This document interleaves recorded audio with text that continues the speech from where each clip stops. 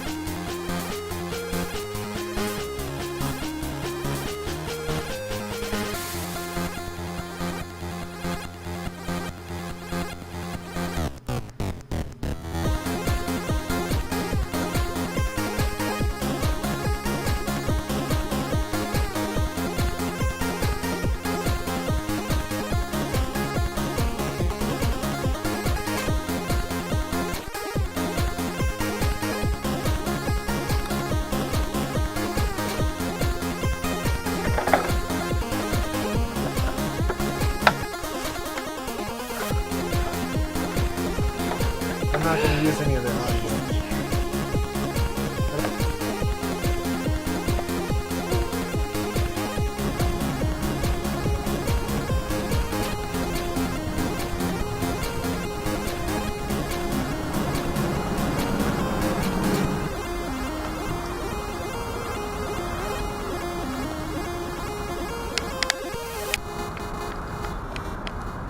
Alright, yeah, well here it is. I'm pretty proud of myself on it for the most part. I mean, of course, like I said, I wasn't expecting it to be perfect. And with all of the ridges I had in here, of course it was going to be pretty tough to get some of that stuff pressed down with masking tape hard enough and have the ability to get a nice clean line. As always, I almost... Even though I look at it like I feel like 100 times, I'm like, did I get every little piece of tape? Did I get every little piece of tape? Okay, I did. That layer is good to paint. So I paint that layer, and then a couple layers later, or after I'm done painting that layer, I go through and I'm peeling off some more tape for something else. And I notice, oh, I missed that little tiny piece of tape, and that was supposed to be a different color. And so there's a couple little tiny spots like right here. It's hard to see in the camera or anything, but this side of that dark blue metallic line is actually a little bit lighter, and that side's darker blue than the other. I wanted to fade from silver to the blue instead of blue to silver. I mean, that might sound weird, but I wanted some of this silver metallic-iness on the blue. Since I put down the silver first, some of that overspray kind of dusted the front and got the light blue a little bit of a metallic look to it. And yeah, the most tedious part of this entire process actually was cutting out the Fractal Design logos. I almost didn't do the one on the back. That was a last second decision, and I'm glad I did. The back was looking a little plain. I was going to do some more snowflake style stuff, but I decided not to. Just throw a logo on there. As you can see, where the ram air or the air scoops would be, and up here, I painted on the outside with matte black before I peeled all of the plastic off. I'm sure you saw that in the time-lapse video, maybe for a split second. And then, yeah, you know, I kind of had to debate how exactly I wanted to lay out this snowflake. Right up until almost the last second, right before I mean, the whole body was masked. I was just sitting around, still tossing the ideas around. Like, do I want to put it here? Do I want to put it there? And I ended up putting it where I initially decided to.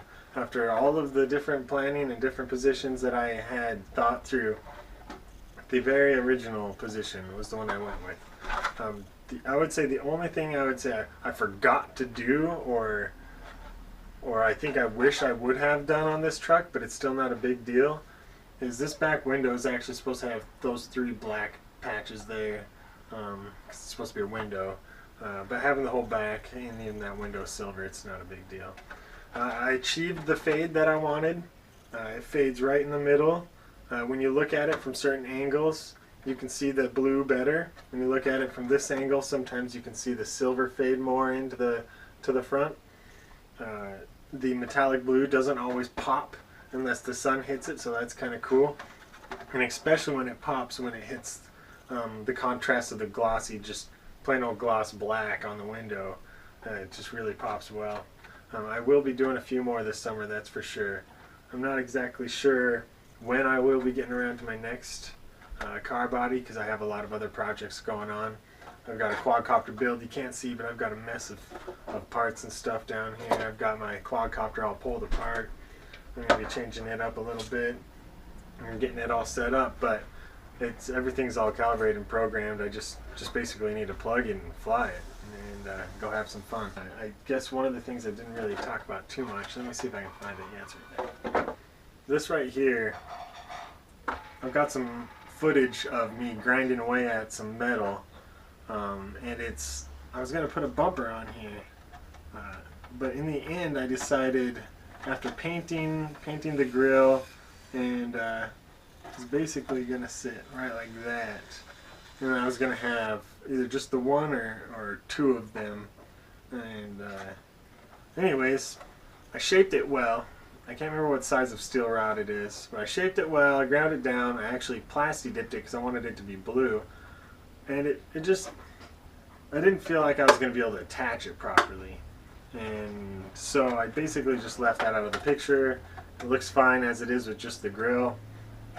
And but after messing with this stuff and bending it around and grinding on it, it was a lot of fun. Even though it's just this little piece here, I'm going to end up bending and making my own roll cage for an RC car. That's definitely going to be a project added to the list. But it's going to be for later this summer, something else to do. So things you have to look forward to is the quadcopter build coming up. After that's finished, I'm going to have plenty of FPV footage and flights of that thing. I also have the RC10 I'm going to fix up. I also have a two 2-cell 5040C Venom batteries that one of the cells is dead on. One of the batteries. I'm actually going to disassemble those and show the community how to make a 3-cell battery. Not saying I suggest going out and doing this, because lithium polymer batteries are very dangerous. If you don't have any education or expertise in the area, I highly suggest not attempting messing or repairing any lithium polymer batteries, as they are very dangerous and can explode if shorted or punctured. Alright, well, once again, guys, thanks for watching, and stay tuned for more stuff like this later in the summer and other cool RC projects.